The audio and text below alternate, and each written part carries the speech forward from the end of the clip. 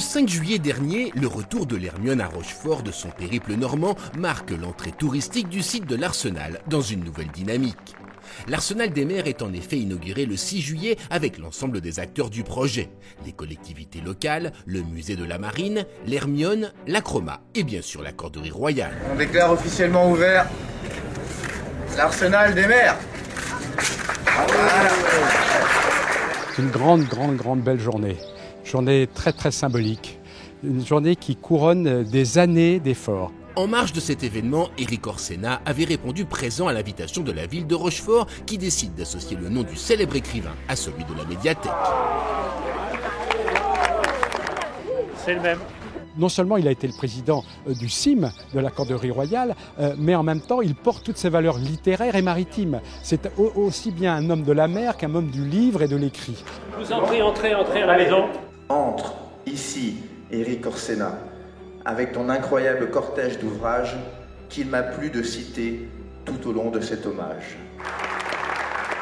La Corderie a été un peu à l'origine de tous ces projets, à travers notamment Bénédicte Denis et Éric Orsena. Ils ont porté cette vision sur le très long terme de ce que devait devenir, au fond, cet arsenal. Un lieu d'échange économique et culturel. Une médiathèque, c'est un port. Et les rayonnages, c'est des quais d'où on peut partir. Et ce que bouleverse ici, c'est qu'on a les deux phases du mouvement de la vie, le départ et le retour avec le jardin des retours. C'est ce qui m'a toujours frappé. Nous sommes acheminés vers le Centre national de la mer. Nous avons dévoilé une plaque qui commémore l'action des différents présidents successifs. Donc en fait, il y a jusqu'à maintenant eu 3 présidents, Paul Guimard, Éric et moi-même. Aux enfants de la patrie. À l'Arsenal des Mers, sur le pont de l'Hermione, nous voyageons dans le labyrinthe du jardin des imaginaires. 3 présidents qui auront toujours eu pour ambition de proposer aux visiteurs de ce bâtiment historique une approche ludique et originale de la fabrication des cordages, que ce soit à l'intérieur de ces ateliers qu'à l'extérieur, comme ici, avec l'installation d'une véritable machine à corder. L'exercice est d'installer d'abord des fils sur le métier à corder pour commencer le cordage. C'est une activité exceptionnelle. On ne sort pas toujours le métier du 18e. D'abord, pourquoi ? Parce qu'on fait un cordage de 100 mètres de long, donc ce qui est déjà beaucoup parce qu'il faut beaucoup de matière première qui est le fil de carré. Mais on a ensuite une problématique, c'est qu'il nous faut des bras. Là, on aurait besoin de volontaires, de quelques bras pour tourner les manivelles, s'il vous plaît. Les dames sont les bienvenues, les enfants aussi.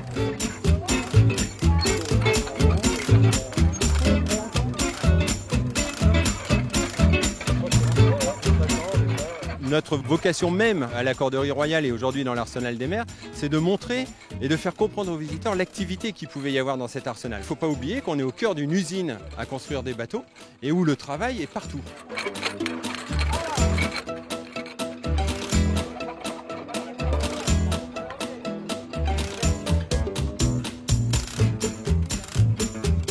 Là, ça permet aussi aux gens de comprendre comment on travaillait au 18e et au 19e, sans machine, sans mécanisation, et juste à la force des bras.